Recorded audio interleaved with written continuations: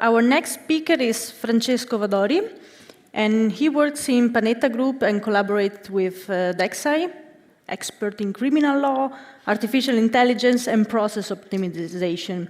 He will explain us how to develop responsible AI systems. Welcome on stage. Thank you very much. Good afternoon, everyone. Thank you for joining me today in a discussion on a topic that is rapidly gaining importance as AI becomes more integrated into our lives, AI ethics and law. At first glance, it may seem like I'm approaching the topic from a distant angle, but please bear with me. What may appear as a detour is relevant to understanding how ethics and law are not just moral compasses, but could also driving forces behind business success and sustainable innovation.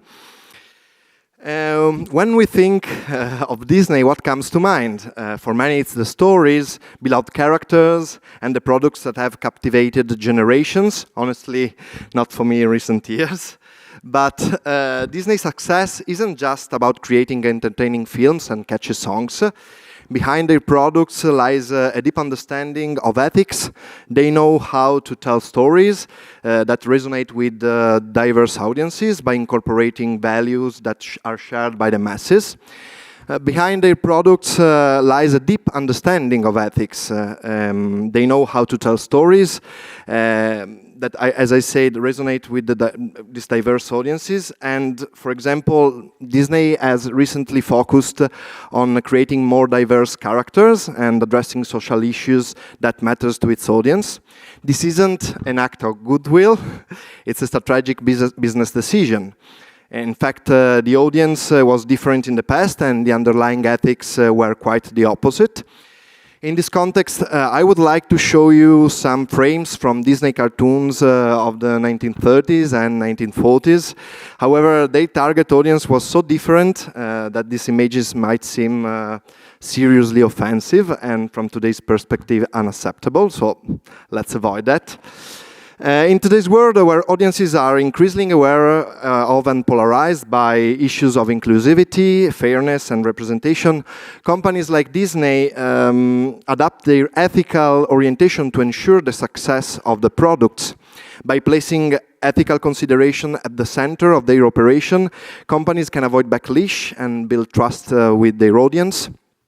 While this approach may result in poor or generic stories and characters that feel out of place, it ultimately prioritizes responsible storytelling and aligns with the taste and the ethics of their audience.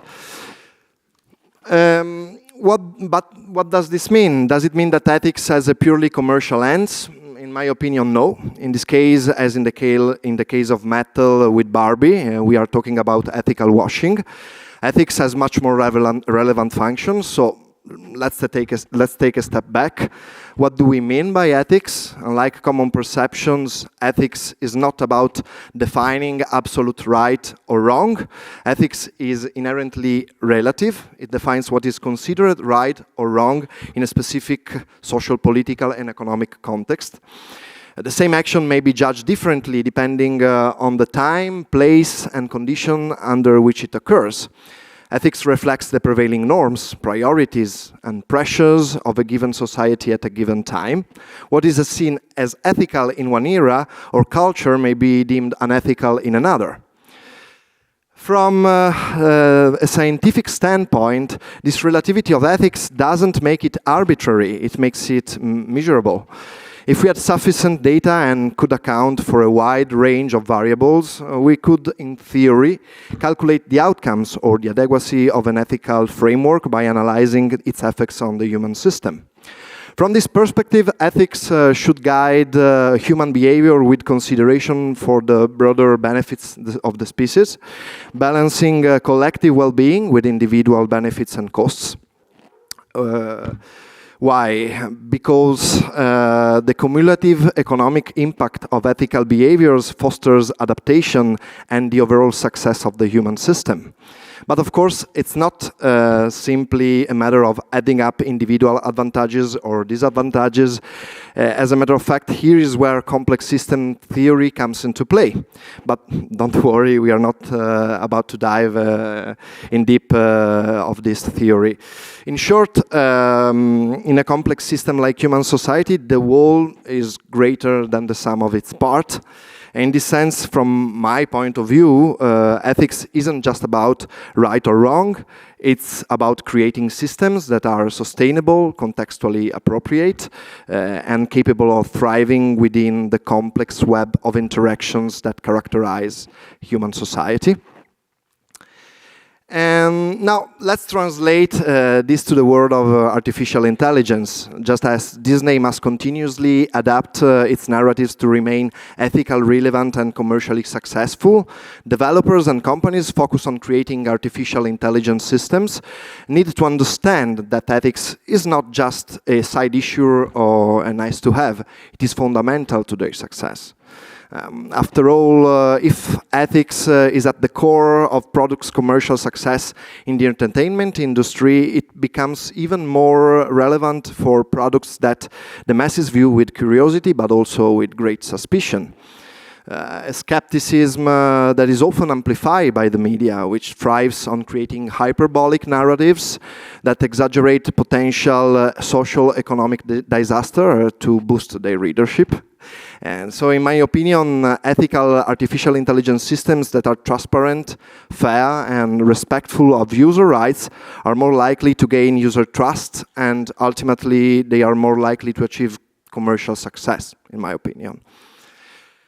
In short, how we can ensure that an artificial intelligence systems are designed and deployed in a way that is ethical, accountable, and fair?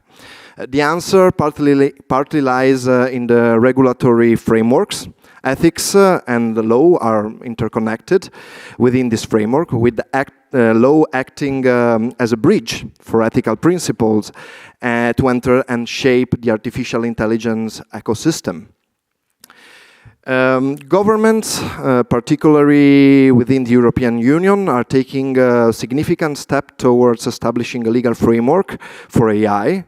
One such initiative is the Artificial Intelligence Act, that I think that is well known, which seeks to set boundaries on artificial intelligence usage and impose requirements on developers and business for accountability. That may not always be so clear, but we are working on it. The AI Act, it represents the world's first attempt to a comprehensive regulations for the artificial intelligence. The Act adopts a risk-based approach to AI, classifying systems into different risk categories: unacceptable, high risk, limited risk, and minimal risk. Each category is subject to different regulatory obligations, ranging from outright bans on some technologies, like social scoring system that in other countries or culture is well accepted, to transparency requirements for others. For AI developers, especially those creating high-risk AI systems, that high-risk AI systems are most of the systems that is going to be in create, such as those as in healthcare or law enforcement or education. The AI Act places a heavy emphasis on accountability and risk management. High-risk artificial intelligence systems must comply with strict requirements, including robust documentation, rigorous testing, and continuous monitoring through the entire life cycle. Developers must not only demonstrate that their systems are safe and reliable, but also that they adhere to key ethical principles, including fairness or non-discrimination. This is an example of how law could serve as a bridge for ethical principles to enter the regulatory framework, thereby embedding them into the economic and social fabric. This legal structure is designed to try to ensure that innovation continues, but does so in a way that prioritizes human well-being. Additionally, from the developer's perspective, I think that it's the most interesting perspective for today, ethical and legal consideration could often be seen as mere formalities to be addressed later with minimal resources.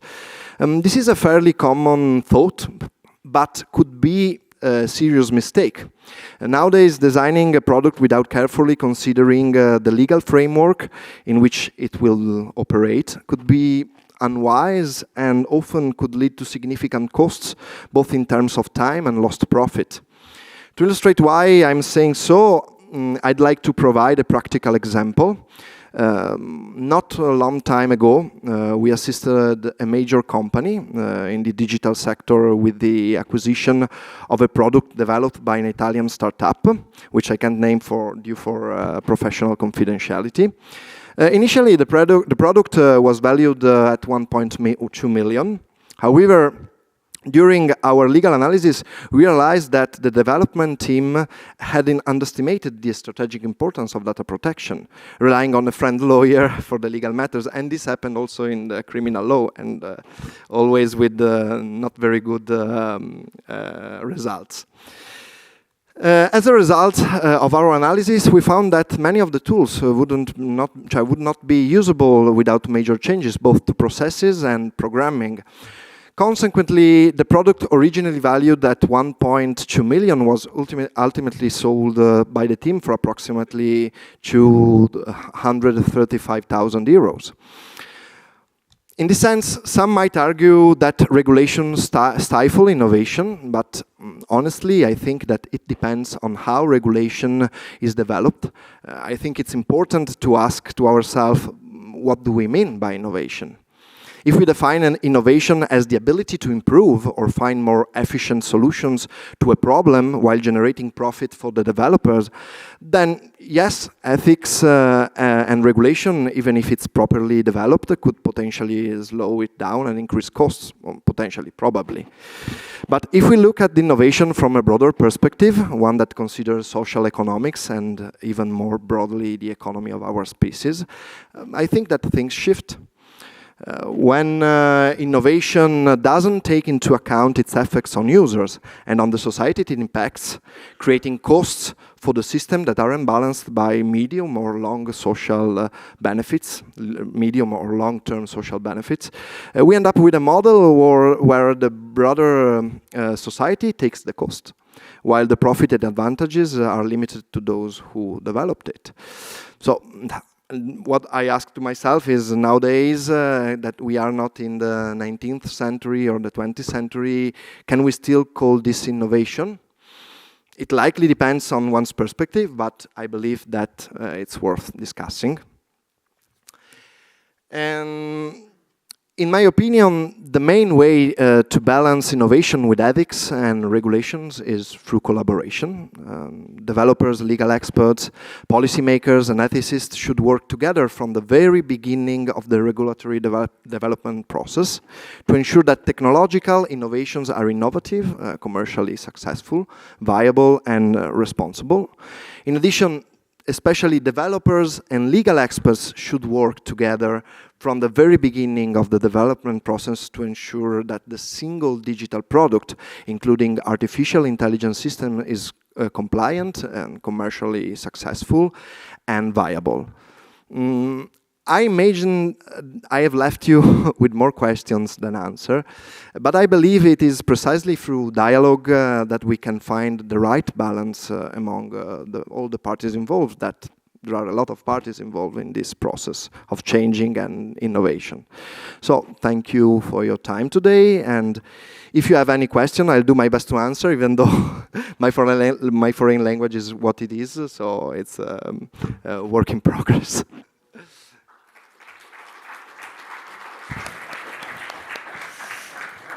Thank you very much, Francesco. You open up some thought about a very hot topic. So I think that the question may be many. So there is any question from the public? So I'm lucky. Yeah, you're lucky at the moment. Yeah, but it's a very hot topic that have very different discussion points. Yeah, I think that, yes, ethics is something that touched very, very strong our values. And sometimes I think that it's important to understand that values is something strictly connected with emotions. And also the emotions is something that we learn from when we are 0 to 4 years. And sometimes it's important to understand that, as I said, something that is ethical today, it was unethical in another period. And even if we don't adapt so rapidly, I also think that as a species, we have to understand that it's our values and the way in which we react about something is also strictly connected in the way in which we are connected all together as species, as humans. So the way in which we react about the things today, it's something that is really strictly related on our cultural background. And it doesn't mean that isn't the right way to react, and the inclusivity is not right. It's something that is super efficient for our species. But today, in another period, with other eyes, with another culture, it will be different. So it would be different. So I think that everything is not relative, but we have also to understand that our way to perceive the reality is strictly connected with the way in which we feel the things and the place in which we are born. So, yeah. Thank you very much, Francesco. Thank you very much. Thank you.